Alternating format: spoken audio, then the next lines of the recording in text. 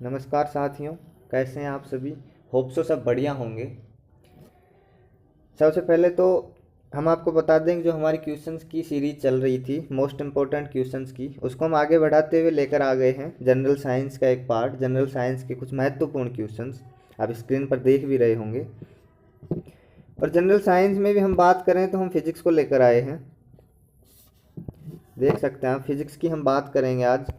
तो चलिए आगे बढ़ते हैं, हम इसी क्वेश्चंस की श्रेणी को आगे बढ़ाते हैं, यानी ज़्यादा टाइम वेस्ट नहीं करेंगे।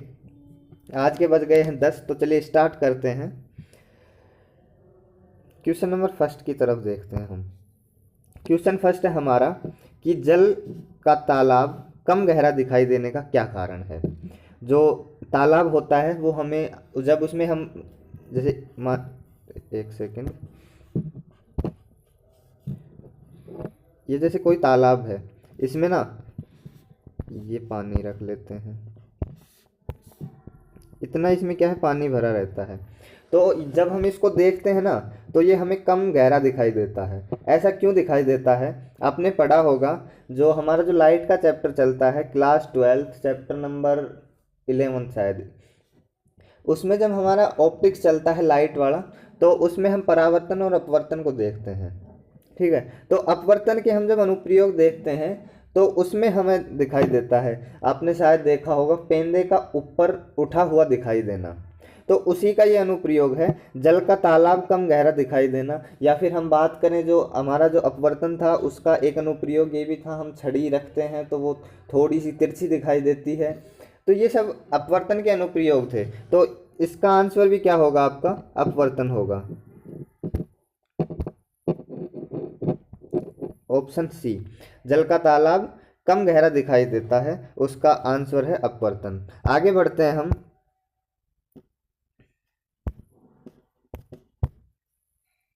फाइबर ऑप्टिक्स किस सिद्धांत पर काम करते हैं? फाइबर ऑप्टिक्स, देखिए ये फिर से लाइट का क्वेश्चन आ गया हमारे पास। तो फाइबर ऑप्टिक्स किसके लिए, किस सिद्धांत पर कार्य करते हैं? पूर्ण आंतरिक प्रतिबिंब के लिए। ठीक है, आगे बढ़ते हैं। फाउंटेन पेन किस सिद्धांत पर काम करता है? फाउंटेन पेन ये 11th क्लास में चलता है, आपने बर्नौली का सिद्धांत पढ़ा होगा। और उसके बाद में 11th तक फिजिक्स में चलता है, फिर उसके बाद में मैथ में हो जाता है, बर्नौली प्रमेय बनती है।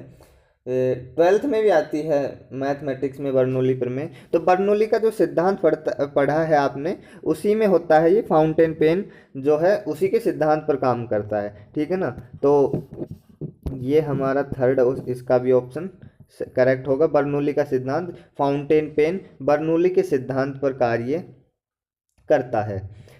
ठीक है, ये इसके बाद में ना, ये जो बर्नौली प्रमेय है, ये हम आगे ग्रेजुएशन में भी पढ़ते हैं। इसके लिए अलग से एक, यानी जो बुक होती है उसकी अलग से एक टॉपिक होता है, ये स्पेशल टॉपिक होता है बर्नौली प्रमेय का। तो उसमें हम आगे और भी डिटेल में पढ़ते हैं। पर यहाँ बेसिकली जनरल साइंस के रूप में अगर आपका क्वेश्चन पूछा जाता है तो पूछते हैं फाउंटेन पेन किस सिद्धांत पर काम करता है। तो फाउंटेन पेन क्या होता है? बर्नौली के सिद्धांत पर कार्य करता है। ठीक है, अब आगे बढ़ते हैं। देखिए ज़्यादा टाइम वेस्ट नहीं करेंगे क्योंकि एग्ज़ाम नज़दीक आ रहे हैं। और हाँ, ये बात याद रखिएगा कि ये जितने भी क्वेश्चंस हो रहे हैं, ये कोई भी एग्ज़ाम दें आप, अगर जनरल साइंस में फिजिक्स की बात हो तो इसी टाइप के क्वेश्चंस बनते हैं, चाहे बड़े से बड़ा एग्ज़ाम, या आप कह सकते हैं जो यूपीएससी का प्री होता है या आरएएस का प्री होता है, उसमें भी कुछ ऐसे ही क्वेश्चन पूछे जाते हैं। इसी टाइप के क्वेश्चन बनते हैं, हार्ड से हार्ड हो या सरल से सरल हो, हम क्वेश्चन लेकर आए हैं। देख लीजिए ना, फाउंटेन पे किस सिद्धांत पर कार्य करता है। ये थोड़ा सा या ऐसे कहें कि ये हमने फाउंटेन पेन को कभी पढ़ा नहीं है, तो इसको कहें स्टूडेंट्स क्या कहेंगे? हार्ड क्वेश्चन कहेंगे। ठीक है, और यदि हम बात करें हमारे, ये देखो, ये जो जल का तालाब वाला था, ये क्या था? सिंपल क्वेश्चन था, ये तो सीधा अनुप्रयोग में से उठाया गया है।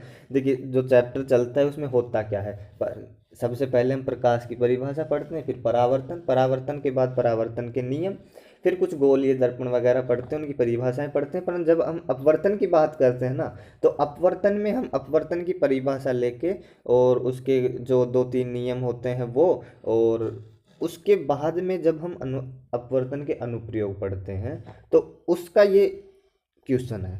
ठीक है। और ज़्यादातर क्वेश्चन यहीं से बनता है, अपवर्तन के लिए अगर बनता है तो अनुप्रयोग से ही उठता है। ठीक है, तो आगे बढ़ते हैं हम। ये क्वेश्चन हो गया था, इसका आंसर था अपवर्तन, इसका आंसर था कुल आंतरिक प्रतिबिंब, और इसका था बर्नौली का सिद्धांत। अब आगे चौथा क्वेश्चन देखते हैं, क्या कहता है चौथा क्वेश्चन। वायुमंडलीय दाब में एकाएक पतन किस बात का संकेत है। हाँ, ये बढ़िया क्वेश्चन है, इसको देखना, सोचने समझने का क्वेश्चन है। वायुमंडलीय दाब का एकदम से पतन हो गया तो ये किस बात का संकेत है। अब देखिए, दाब ताप का आपने जब पढ़ा होगा, ठीक है, जब दाब ताप के अपन संबंध पढ़ते हैं तो उसमें क्या पढ़ते हैं हम, ये आपको याद होगा शायद 11th क्लास में चलता है, और ये तो केमिस्ट्री का भी टॉपिक है, जिसमें हम अनुप्रयोग में भी पढ़ते हैं कि टीन का उड़ जाना, नीचे दाब कम हो जाता है, ऊपर दाब अधिक हो जाता है, या नीचे अधिक हो जाता है, ऊपर कम हो जाता है। तो वो आपने पढ़ा होगा ना, वो दाब ताप का जो कॉन्सेप्ट है उसी पे बेस्ड ये क्वेश्चन है। क्वेश्चन पूछ रहा है कि वायुमंडलीय दाब में एकाएक पतन किस बात का संकेत है।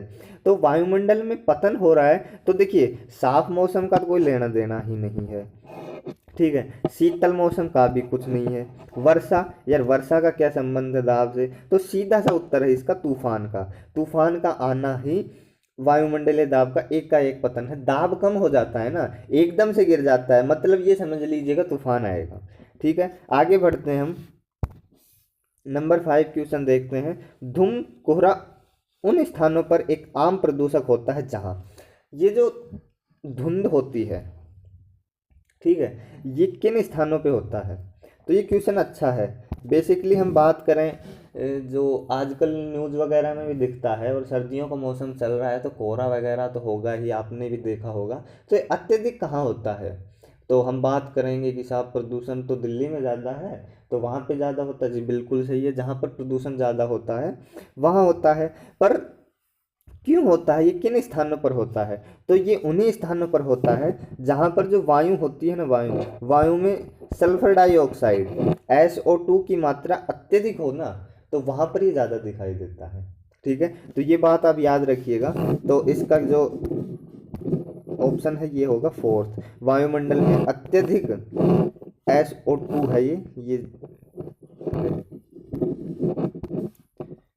SO2 है। ठीक है, इसको सही से क्या है ना, वो टाइपिंग एरर है, मतलब ये टाइप नहीं होता, ये SO और ये 2 ये नीचे आता है, तो टाइप में 2 नीचे नहीं आता, तो ये SO2 है। ठीक है, याद रखिएगा, वायुमंडल में अत्यधिक SO2 होने के कारण होता है।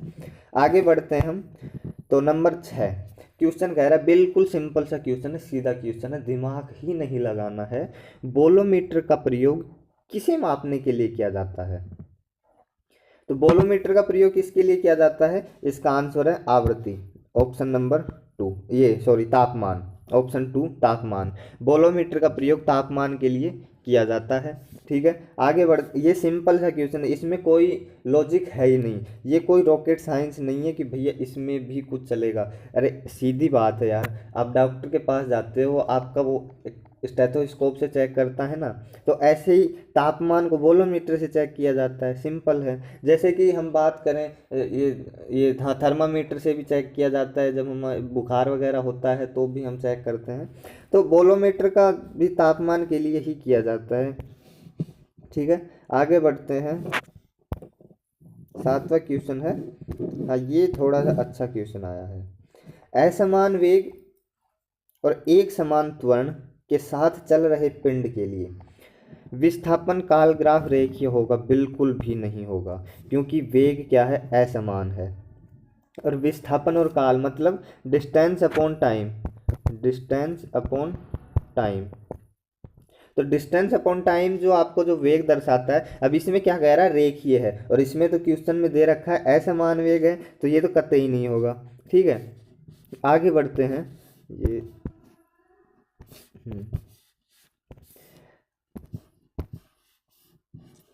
वेग समय ग्राफ अरेखीय होता है। अब यहाँ देखो, वेग और समय का ग्राफ क्या दर्शाता है, त्वरण को दर्शाता है, पर ये क्या है, अरेखीय बता रहा है, परंतु हमें त्वरण क्या दे रखा है, एक समान दे रखा है। ठीक है। और वेग समय ग्राफ रेखीय है। अब इसमें क्या है, देखिए आप इसको सही कर सकते हैं, रेखीय होगा क्योंकि एक समान त्वरण है, परंतु एक समान त्वरण के साथ साथ क्या है, असमान वेग है। क्वेश्चन को अच्छे से पढ़ो, ठीक है ना, असमान वेग और एक समान त्वरण है, तो इसके लिए आंसर होगा जो विस्थापन काल ग्राफ है वो अरैखिक होता है। ठीक है, ऑप्शन सेकंड इसका सही होगा, क्योंकि सिंपल सी बात है, विस्थापन काल रेखीय होगा तो असमान होगा ही नहीं ना, तो ये सेकंड ऑप्शन होगा। ठीक है, आगे बढ़ते हैं हम 8th क्वेश्चन की तरफ। टेलीटेक्स्ट किसे कहते हैं? सीधी परिभाषा पूछ ली। अब जो यानी कॉन्सेप्ट तैयार करके नहीं गए वो यहाँ पे रह जाते हैं, ठीक है ना, तो इन्हीं क्वेश्चनों से आपको अपनी रैंक बनानी है, आगे चलना है। तो टेलीटेक्स्ट क्या है, तो इसका सीधा टेलीटेक्स्ट क्या है, तो आप इसको लिख भी सकते हैं, आप अपने हेडर पे लिख लीजिएगा, जो अपनी नोटबुक होती है उसके हेडर पे लिख सकते हैं, या फिर आप नोट लगा के भी लिख सकते हैं कि जो समाचार वगैरह होता है ना, उनकी जो विषय वस्तु हो उसको टीवी के पर्दे पर फ्लैश करना, यानी टीवी के पर्दे पर जब आपको दिखाया जाता है उसे टेलीकास्ट कहते हैं।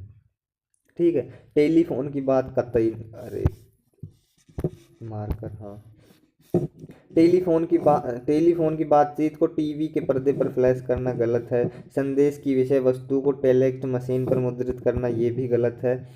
एसटीडी कोड के बिना स्थानीय टेलीफोन को बाहर के टेलीफोनों के साथ संयोजित करना ये भी गलत है।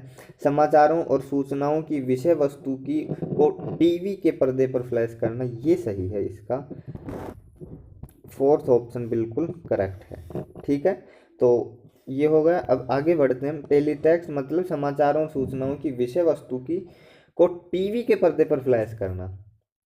ठीक, आगे बढ़ते हैं हम क्वेश्चन नंबर 9 की तरफ। विद्युत उत्पादन के लिए प्रयुक्त नाभिकीय रिएक्टर आधारित है। जो हमारी जो फिजिक्स की बुक चलती हैं उनमें जो ये हम आगे की बात करें तो न्यूक्लियर फिजिक्स का क्वेश्चन है, और जो चलता है हमारे 11th 12th में भी चलते हैं ये टॉपिक, नाभिकीय विखंडन संगनन वगैरह, तो उनका है। तो ये है क्वेश्चन, क्या पूछ रहा है, विद्युत उत्पादन के लिए प्रयुक्त नाभिकीय रिएक्टर आधारित है, तो इसका आंसर है फर्स्ट, नाभिकीय विखंडन पर। जो विद्युत उत्पादन होता है जो नाभिकीय रिएक्टर पर आधारित है। अब प्रयुक्त नाभिकीय रिएक्टर मतलब नाभिकीय संलयन है, नाभिकीय विखंडन है, तो इसमें है नाभिकीय विखंडन पर। ठीक है, आगे चलते हैं हम क्वेश्चन नंबर 10 पे। जब बस सहसा मुड़ती है, हाँ जी ये मेरा फेवरेट टॉपिक था। जब बस सहसा मुड़ती है तब बस में खड़ा यात्री बाहर की ओर गिरता है, इसका कारण क्या है? 11वीं क्लास में हमारा टॉपिक चलता है गति के नियम, शायद दूसरा या तीसरा चैप्टर ही होता है। तो जो हमारा जो लॉ ऑफ मोशन होता है, गति के नियम होते हैं, उसमें हम न्यूटन के 3 वो पढ़ते हैं गति के नियम। ठीक है, वो होता क्या है, हमारा जो पहला होता है वो जड़त्व का होता है। ठीक है, ये मैं यहाँ पे लिख भी देता हूँ, जड़त्व का होता है। ठीक है, दूसरा होता है वो संवेग के ऊपर होता है। ठीक है, और जो तीसरा होता है वो एक्शन रिएक्शन क्रिया प्रतिक्रिया का होता है। अब होता क्या है इसमें, जो हम पहला नियम पढ़ते हैं जड़त्व का नियम होता है, वो क्या होता है कि जो कोई भी वस्तु है विराम है यदि, ठीक है, तो वो विराम ही रहना चाहती है, और कोई यदि वस्तु गतिशील है तो गतिशील रहना चाहती है।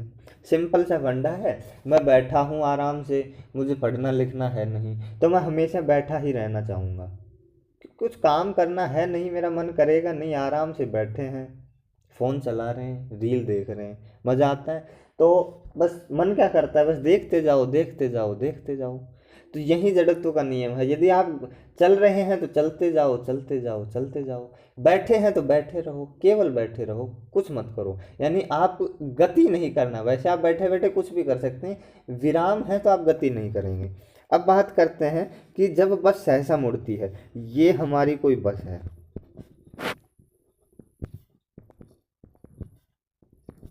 ये बस है, ठीक है। बस एकदम से मुड़ेगी। अब उसमें जो यात्री खड़ा है ये है पंकज सर, ठीक है। ये यात्री खड़े हैं, ठीक है। तो अब ये बस तो चल रही है, बस बस गतिशील है, किंतु जो ये भाई साहब खड़े हैं ये क्या है, ये स्थिर है। अब ये मुड़ेगी, ऐसे मुड़ती है, मान लीजिए ये मुड़ी, ठीक है। तो ये क्या था, ये तो सीधा चल रहा था, इसका जो शरीर है वो सीधा था बिल्कुल, यानी गाड़ी सीधी चल रही है तो ये भी सोच रहा है सीधे चलेंगे सीधे चलेंगे। अब बस तो मुड़ गई, और जो ये है ये नहीं मुड़ा, मतलब शरीर नहीं मुड़ा उनका। तो शरीर नहीं मुड़ा तो बाहर की ओर गिरेंगे ही। तो ये क्या होता है, ये जड़त्व का नियम होता है, यानी ये विराम था तो ये विराम ही रहना चाहेगा, परंतु यहाँ बल लग गया तो अब इसके ऊपर स्वतः बल लगेगा। और ये किसका कारण है, गतिशील की जड़त्वता का। जो गति के नियम का जो पहला नियम है, जड़त्व का नियम है, उसके दो ही तो केस हैं, एक तो गतिशील है तो गतिशील रहेगा, और अगर विराम है तो वो विराम रहेगा, ठीक है। तो वही है इसका आंसर, गतिशीलता का मार्कर जड़त्वता का नियम। ये जड़ता लिखा है, जड़त्व लिख दीजिएगा यहाँ पे, जड़त्व, ठीक है। जड़त्व का नियम, जो गतिशीलता का जड़त्व का नियम होता है, जो फर्स्ट लॉ होता है ना हमारा, उसी के ऊपर बेस्ड ये क्वेश्चन है। आगे चलते हैं हम क्वेश्चन नंबर 11 पे। सीधा सिंपल लाइट का अगर आप टॉपिक पढ़ेंगे ना, प्रकाश यदि आप पढ़ेंगे किसी भी बुक में पढ़ेंगे, आप लूसेंट पढ़ लीजिए, हरियन पढ़ लीजिए, तो सबसे नॉर्मल जनरल साइंस की क्वेश्चन आती है, या फिर बड़ी बड़ी आप किसी की भी बुक पढ़ लीजिएगा, आपको मिलेगा क्या, प्रकाश का यदि हम पढ़ते हैं तो क्या आता है, प्रकाश एक प्रकार की ऊर्जा है जो हमें देखने में सहायक होती है। प्रकाश का वेग फला फला फला है, सबसे कॉमन लाइनें होती हैं जो सब बुक लिखते हैं, उन्हीं से क्वेश्चन उठ गया, सीधा क्वेश्चन है। परंतु इसमें दिक्कत क्या आती है, दिक्कत आती है, नंबर तो सब याद कर लेते हैं परंतु उनके जो आगे का जो मात्रक होता है उसमें दिक्कत हो जाती है यूनिट में, ठीक है। तो क्वेश्चन क्या हो रहा है, निर्वात में प्रकाश, हाँ एक चीज और याद रखिएगा, प्रकाश का वेग सभी जगह अलग अलग होता है, ठीक है ना। निर्वात में अलग होता है, पानी में अलग होता है, कांच में अलग होता है। तो ये बात कर रहा है निर्वात में, तो यहाँ पे क्या होगा,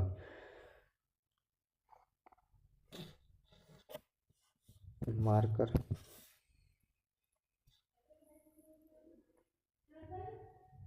इसका आंसर होगा 3 पॉइंट, अरे 3 पॉइंट नहीं, 3 गुना, 3 गुना 10 की पावर, ठीक है। ओके, आगे बढ़ते हैं हम क्वेश्चन नंबर 12। पेट्रोल से लगी आग को बुझाने में जल प्रभावी नहीं होता क्योंकि ज्वाला इतनी गर्म होती है कि जल उसे ठंडी नहीं कर पाती। बिल्कुल गलत है, क्या मतलब कुछ भी, अरे मार्कर कहाँ है भैया,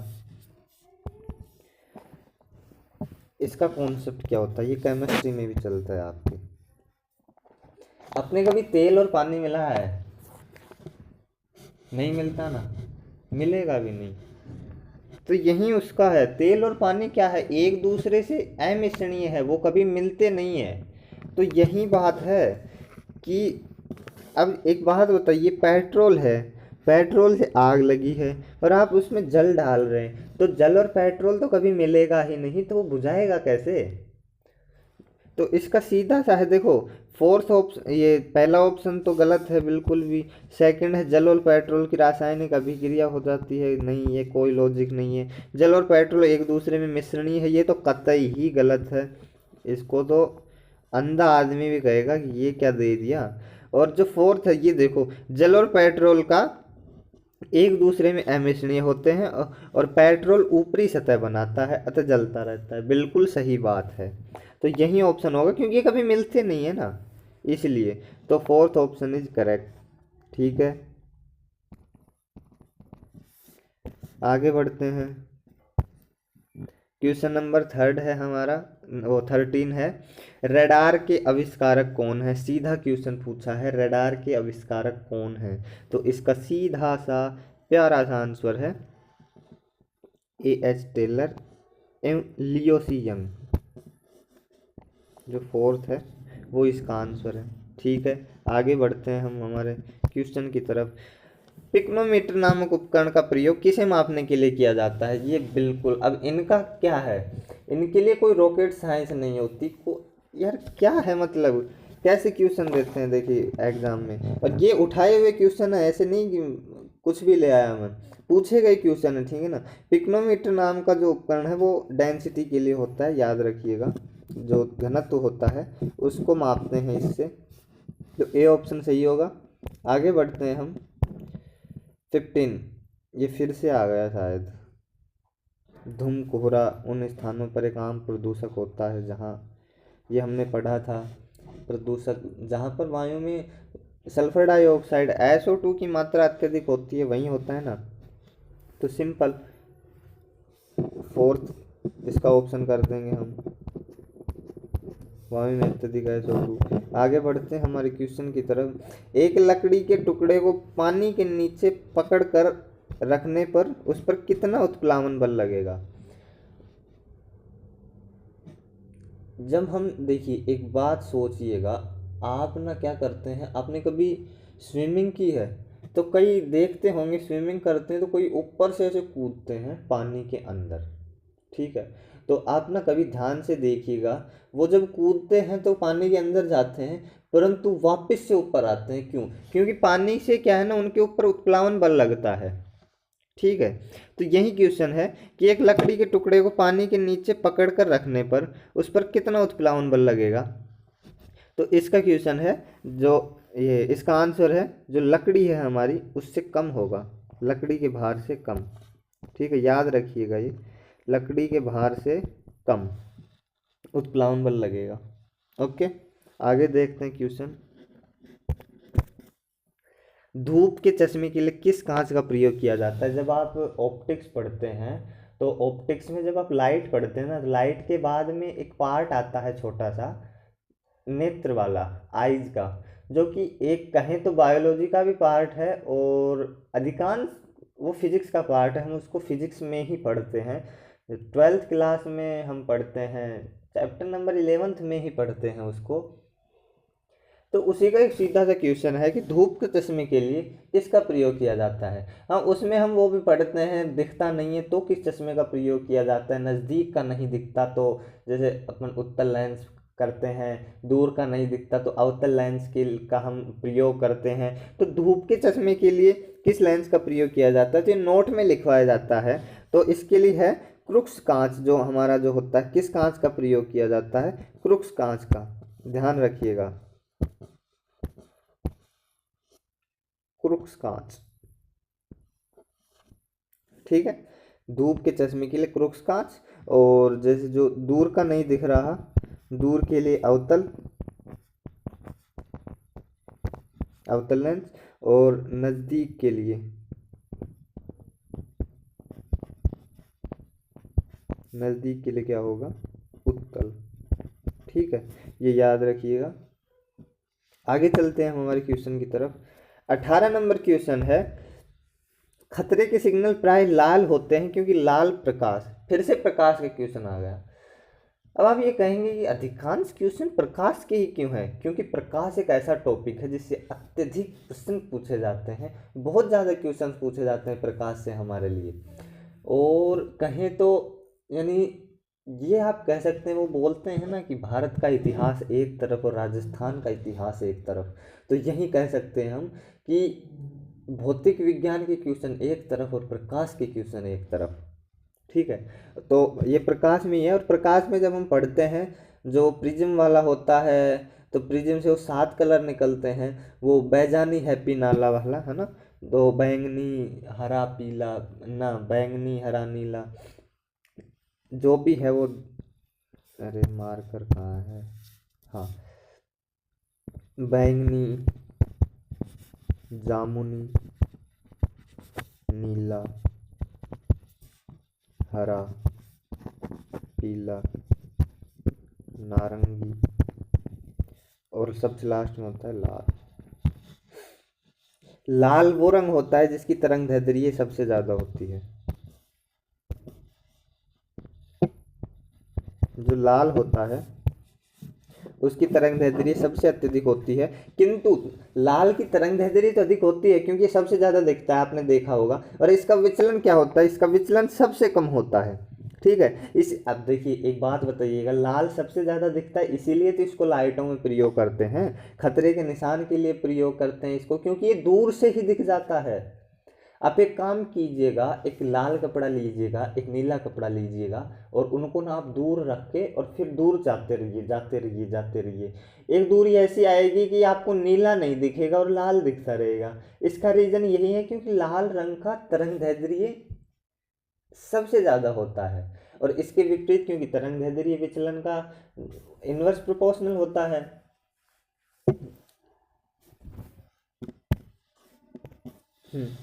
इन्वर्स होता है उसका, तो तरंग दैर्ध्य अधिक है तो विचलन कम होगा। अब इसमें तरंग दैर्ध्य तो नहीं दे रखा। हाँ, इसमें क्वेश्चन ये ऐसे भी हो सकता है, खतरे के सिग्नल प्राय लाल होते हैं क्योंकि जो लाल प्रकाश होता है उसका विचलन, विचलन का तो दे ही रखा है, तरंग दैर्ध्य सर्वाधिक होता है।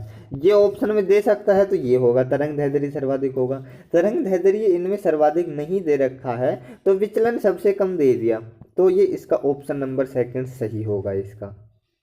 ठीक है, आगे चलते हैं हम हमारे 19 नंबर क्वेश्चन पर। शीतलता में कपड़े हम गर्म रखते हैं क्योंकि वे, यार एक बात बताइएगा हमको, जो सर्दी होती है, जाड़ा लगता है आपको, तो आप गर्म कपड़े क्यों पहनते हैं?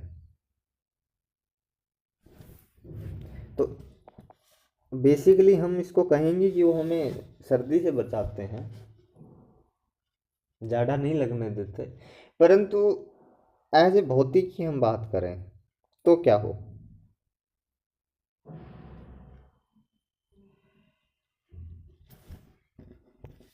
आपने कभी देखा है आप ब्लैक कलर में आपको सबसे ज़्यादा गर्मी लगती है, वाइट ठंडा रहता है थोड़ा, तो इसी पे बेस्ड है ये। तो एज ए फिजिक्स अगर हम बात करें, अकॉर्डिंग टू फिजिक्स हम बात करें, शीतलता जो शीतकाल होता है उसमें हम कपड़े गर्म रखते हैं क्योंकि जो शरीर की जो हमारी गर्मी होती है ना वो बाहर ना जा पाए, इसलिए हम पहनते गर्म कपड़े। तो इसका ऑप्शन क्या होगा, इसका ऑप्शन होगा, कहाँ गया, हाँ, शरीर की उष्मा को बाहर जाने से रोकते हैं गर्म कपड़े, इसलिए हम गर्म कपड़े पहनते हैं। ठीक है, ये हो गया हमारा 19वां क्वेश्चन। अब हम बात करते हैं 20वें क्वेश्चन की ओर, और ये शायद हमारा लास्ट है, बिल्कुल लास्ट है। आपेक्षिकता सिद्धांत के अनुसार निम्नलिखित में से कौन सा सदा एक समान रहता है? अब आपेक्षिकता का सिद्धांत अगर हम पढ़ें, अब एक बात बताइएगा, जो वस्तु की लंबाई होती है वो छोटी बड़ी हो सकती है, बिल्कुल हो सकती है, प्रत्येक वस्तु की समान तो होती नहीं है। जो समय होता है वो घटता घटता रहता है, कभी 8 बजते हैं तो कभी 9 बजते हैं। अब हम देखिएगा, हमने क्लास स्टार्ट की 10 बजे और हमारा टाइम क्या हो गया, अब 10:30 हो गए, मतलब 30 मिनट हो गए और पता ही नहीं चला कैसे बीत गए। तो ये भी एक समान तो नहीं रहता। आकाश के ऊपर आपेक्षिकता का सिद्धांत कैसे लगेगा भैया? आकाश क्या है? फोर्थ ऑप्शन है हमारे पास, प्रकाश का वेग। समझे, समझ रहे हो ना विनोद? तो यही है भैया, प्रकाश का जो वेग होता है वो एक समान रहता है हमेशा, और आपेक्षिकता के सिद्धांत के अनुसार भी और वैसे भी भैया प्रकाश का जो वेग है वो तो एक समान ही रहेगा। ठीक है, तो ये इसका जो फोर्थ ऑप्शन है ये इसका आंसर होगा। ठीक, तो ये थे हमारे कुछ महत्वपूर्ण क्वेश्चन, इंपॉर्टेंट क्वेश्चन थे, फिजिक्स से लेकर आए थे, जनरल साइंस में आते हैं ये फिजिक्स से रिलेटेड क्वेश्चंस। और ये आपकी वीडियो है, इसकी जो पीडीएफ है वो हमारे टेलीग्राम चैनल पर मिलेगी। अब टेलीग्राम चैनल कहाँ पे मिलेगा, आप टेलीग्राम पे जाइएगा, सर्च कीजिएगा, जो हमारे चैनल का नाम है इसी नाम से हमारे टेलीग्राम का नाम है। और एक काम कीजिएगा, आप डिस्क्रिप्शन से लिंक ही ले लीजिएगा, डिस्क्रिप्शन में जाइए, वहाँ से लिंक पे क्लिक कीजिए, सीधा आप पहुँच जाएंगे। क्योंकि क्या है ना, ये छोटे बड़े हम अक्सर लिख देते हैं तो मिलता नहीं है कईयों को, तो इसलिए ना आप एक काम कीजिएगा, लिंक से ही चले जाइएगा। ठीक है, और एक चीज़, हाँ, कहाँ जा रहे हैं भैया, लाइक ज़रूर कीजिएगा वीडियो को, लाइक करना ना भूलें, सबसे बड़ी बात। और यदि आप नए हैं तो सब्सक्राइब करो, और यदि पुराने हैं और फिर भी सब्सक्राइब नहीं कर रहे तो ये तो गलत बात है यार। सब्सक्राइब करें हमारे यूट्यूब चैनल को। तो मिलते हैं इसी तरीके की अपनी सीरीज से, आगे बढ़ते हैं, ठीक है। तो हम कल मिलते हैं, हमारे जो क्वेश्चन हो गए वो हो गए हैं कंप्लीट। कल मिलते हैं, इन्हीं इम्पोर्टेंट क्वेश्चन को लेकर आऊँगा मैं। तो आज के लिए बस इतना ही। राधे राधे भैया।